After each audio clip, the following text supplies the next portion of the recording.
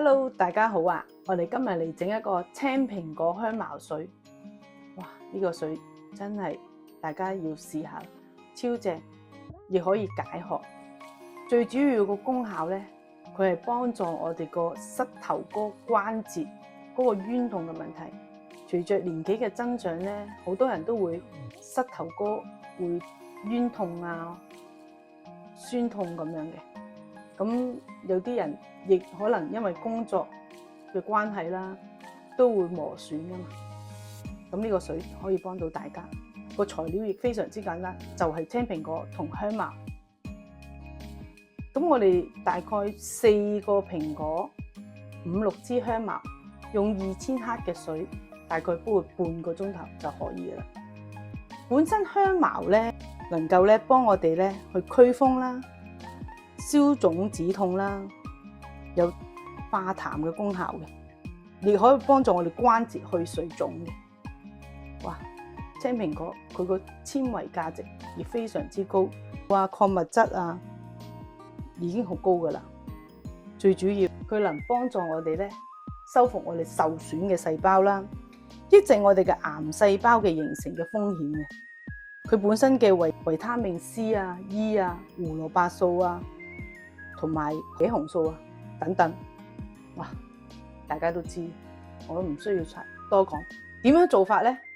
好簡單，青蘋果我哋要洗乾淨，我哋一定要用呢一隻青蘋果，唔好用富士嗰隻大隻嗰啲青蘋果，因為嗰啲個功效冇呢一隻青色嘅蘋果咁好嘅。咁我哋首先就係洗乾淨之後咧，我哋就係將個蘋果全部唔需要去皮嘅，淨係去除個心就可以噶啦。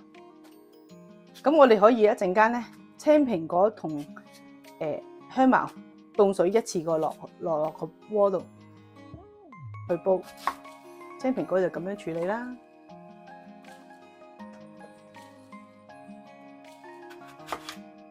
嗱，啲青蘋果呢段時間咧都靚嘅，蘋果係靚嘅，不過咧呢段時間係貴少少咯。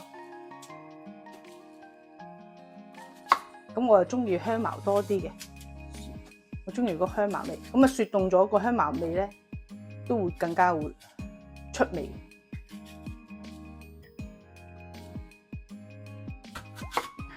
我哋好似咁樣切。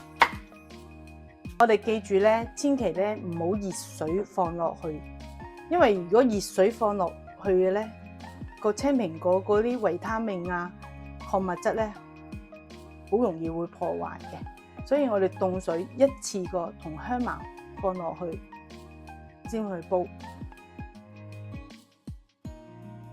我哋點樣可以令到呢個香茅容易啲出味咧？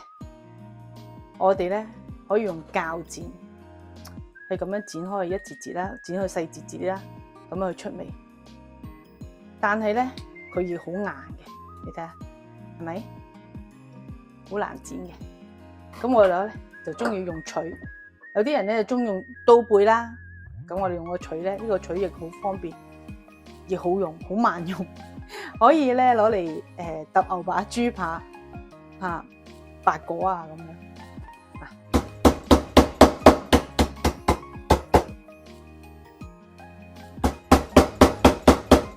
我哋咁樣揼啦。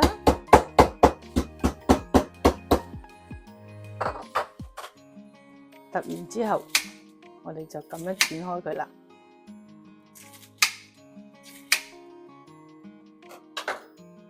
已經聞到好香嘅香茅味啦。我哋香茅揼晒佢之後，我哋剪開佢啦。而家咧啲泰國店啊、印尼鋪啊都有呢啲香茅賣嘅，大概佢10蚊3支啊，或者有時3蚊1支。咁其實咧，你哋可以去相熟嘅菜檔咧，預早同佢講，叫佢幫你落單貨，咁咧比較經濟啲咯。咁大概如果菜檔買嘅，佢係大陸嘅香茅咧，大概會20零蚊1斤，咁有成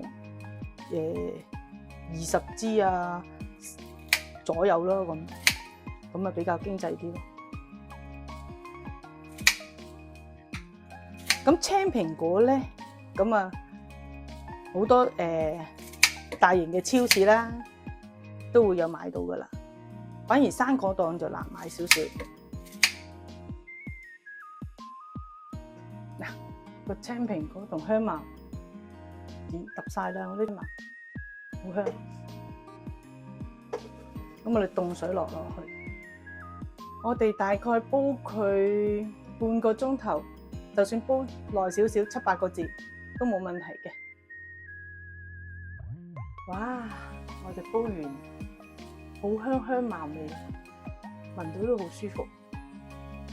咁我哋而家咧煲完之後咧，我哋攤凍佢入樽啦。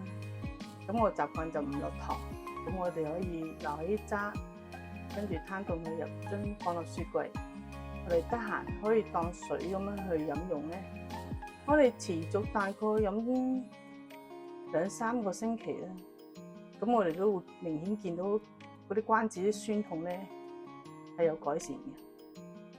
咁我哋長期飲用到呢個都冇乜所謂嘅。咁如果要落糖嘅人咧，想調下味嘅咧，撈起啲渣之後咧就先去落糖，咁樣咧就唔會俾啲渣滓咧吸晒啲糖分，咁咪會嘥咗啲糖咯。